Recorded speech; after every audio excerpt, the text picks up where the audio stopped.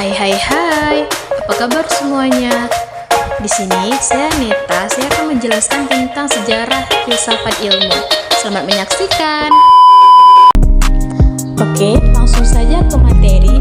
Sejarah filsafat ilmu pada zaman kuno 600 sebelum Masehi sampai 400 Masehi.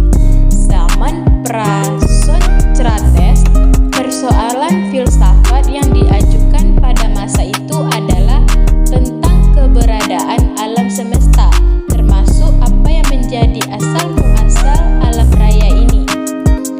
Kebebasan berpikir yang telah mulai tumbuh dan kebebasan demikian merupakan kondisi sine qua non bagi perkembangan filsafat ilmu.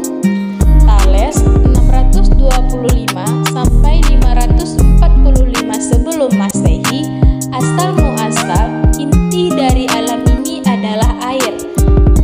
Anaximander, apeiron yaitu suatu zat yang tidak terbatas sifatnya. Anaximenes, alam berasal dari udara.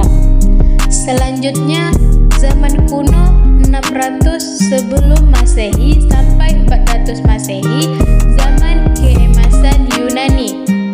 Socrates 470 sampai 399 sebelum Masehi, Plato 427 sampai 347 sebelum Masehi, Aristoteles 384 sampai 322 sebelum Masehi. Kehidupan bermasyarakat sudah jauh berkembang karena interaksi antar individu telah jauh lebih intensif, terutama dalam polis-polis. Socrates, norma-norma kelurahan budi pekerti yang ada dalam diri manusia itu sendiri. Aristoteles, munculnya filsafat ilmu. Filsafat adalah ilmu yang meliputi kebenaran yang terkandung di dalamnya seperti ilmu-ilmu metafisika, logika, retorika, ekonomi, politik, dan estetika. Pada zaman kuno 600 sebelum Masehi sampai 400 Masehi, zaman Helenisme, Iskandar Agung 356 sampai 323 dari Macedonia atau murid Aristoteles. Stoicisme dirintis oleh Zeno pada tahun 336 sampai 264 sebelum Masehi. Berasal dari kata stoa atau ganggang. Inti ajaran stoa, etika manusia adalah sebagian dari alam, sehingga ia wajib untuk hidup selaras dengan alam.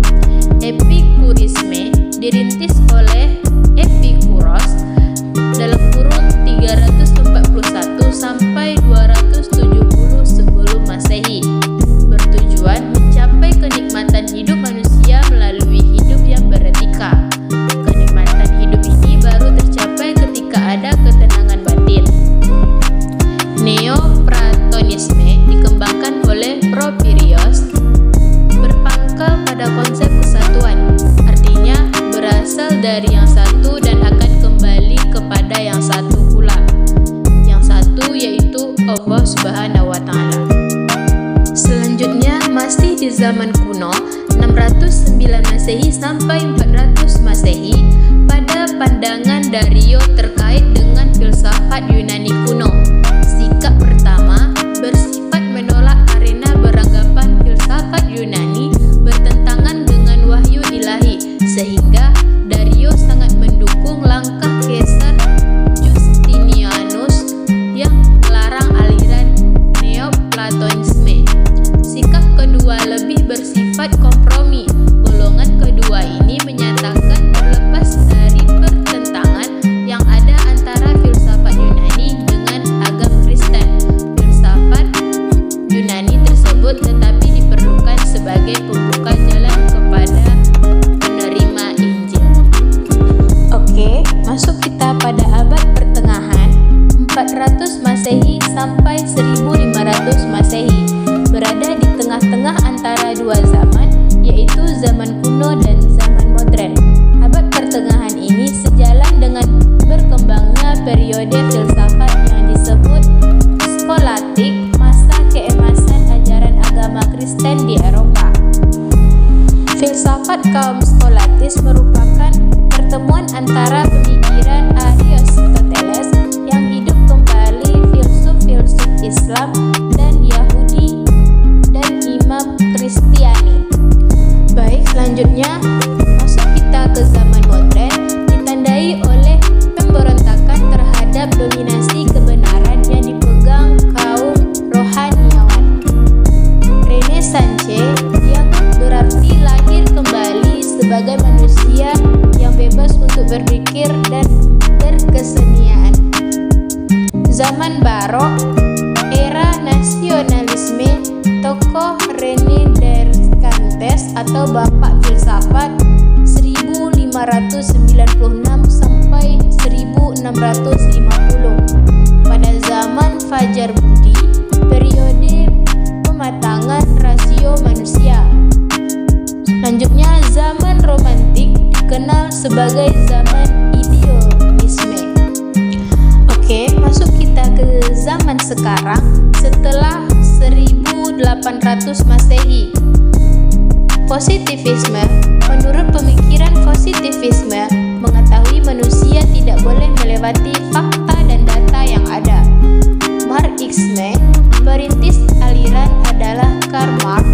Pada tahun 1818 sampai 1883 mengemukakan bahwa filsafat tidak boleh statis, tetapi harus aktif membuat perubahan-perubahan.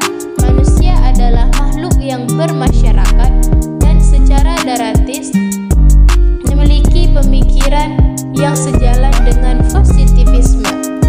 Pragmatisme. Sesungguhnya tidak ada kebenaran yang sifatnya umum dan mutlak. Kebenaran itu selalu berubah karena suatu kebenaran akan dikoreksi lagi oleh kebenaran yang muncul demikian.